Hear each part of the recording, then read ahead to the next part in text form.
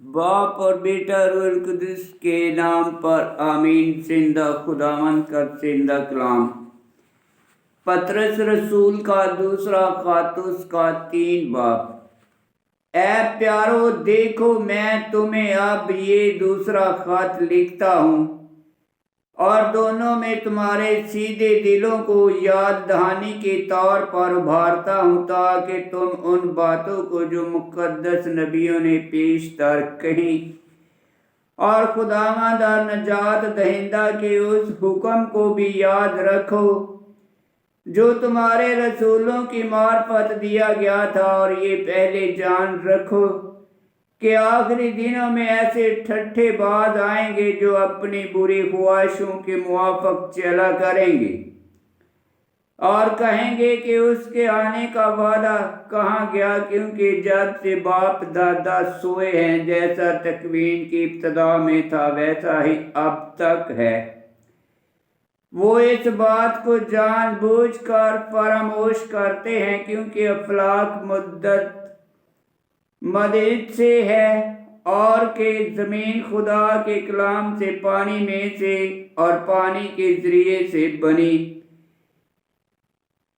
इन्हीं वजूहात के सबब से उस वक़्त की दुनिया पानी में डूब कर हलाक हो गई, लेकिन जो आसमान और ज़मीन अब हैं वो इसी कलाम के वसीले से महफूज है और अदालत और बेदीनों की हलाकत के दिन तक आग के लिए बाकी रहेंगे।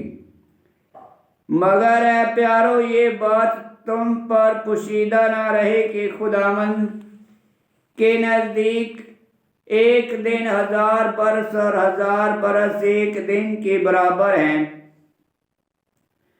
खुदावंद अपने वादा में देर नहीं करता, जैसी देर बाद लोग समझते हैं, बल्कि तुम्हारे लिए सब्र करता है, इसलिए कि वो नहीं चाहता कि कोई हलाक हो, मगर ये कि सब तौबा करें। लेकिन खुदावंद का दिन चोर की तरह आएगा, उसी में अफलाक बड़े शोरगुल के साथ ज़ायल हो जाएंगे और अनासर भी जल कर गदास हो जाएंगे और ज़मीन उन कारीगरों समेत जो उस पर हैं जल जाएगी। नतीजा, पास जबकि ये सब चीज़ें गदास होने वाली हैं, तो तुम्हें पाक चलन और दयानतदारी में कैसा बनना चाहिए और खुदा के उस दिन के आने के कैसे मुंतज़र और मुश्ताक रहना चाहिए।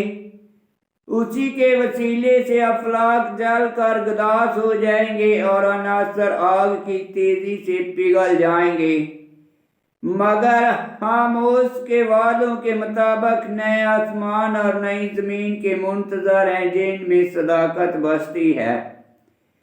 इस वास्ते है प्यारो, उन चीज़ों की राह देख कर सख्त कोशिश करो कि तुम उसके सामने सलामती में बेदाग और बेऐब पाए जाओ और हमारे खुदावंद का सब्र करना निजात जानो। चनाचा हमारे प्यारे भाई पलूस ने भी उस हिकमत के मुआफिक जो उसे दी गई थी तुम्हें लिखा है और तमाम खतूत में इन बातों का जिक्र किया है। इनमें बात बातें हैं जिनका समझना मुश्किल है और जो जाहिल और बेक़याम है वो उनके मानों को दूसरे नविश्तों की तरह अपनी हलाकत के लिए बिगाड़ते हैं। इस वास्ते है भाइयों, जबकि तुम पहले से आगाह हो गए तो खबरदार रहो, ऐसा ना हो कि बेदीनों की गमराही की तरफ खींचे जाकर अपनी अस्तवारी से गिर जाओ, बल्कि हमारे खुदावंद और निजात दहिंदा यीशु मसीह के फजल और इरफान में बढ़ते जाओ। उसी की तमजीद अब भी हो और आबद के दिन तक होती रहे। आमीन। खुदावंद का पाक कलाम का पढ़ा और सुना जाना बाई से बरकत हो। खुदावंद तेरा शुक्र हो। आमीन। पतरस रसूल का दूसरा खत उसका 3 बाब की 4 आयत में लिखा है, और कहेंगे कि उसके आने का वादा कहाँ गया, क्योंकि जब से बाप दादा सोए हैं, जैसा तकवीन की इब्तिदा में था वैसा ही अब तक है। 3 बाब की 4 आयत। हिजकिय्याह नबी की किताब उसका 12 बाब की 27 आयत में लिखा है, और 2 बाब की 13 आयत में लिखा है, मगर हम उसके वादों के मुताबिक नए आसमान और नई जमीन के मुंतजर हैं जिनमें सदाकत बसती है। 3 बाब की 13 आयत। यशायाह नबी की किताब उसका 65 बाब की 17 आयत और 66 बाब की 22 आयत में लिखा है, और 3 बाब की 15 आयत में लिखा है, और हमारे खुदावन का सबर करना नजात जानो, चनाचा हमारे प्यारे भाई पलूस ने भी उस हिकमत के मुआफिक जो उसे दी गई थी लिखा है।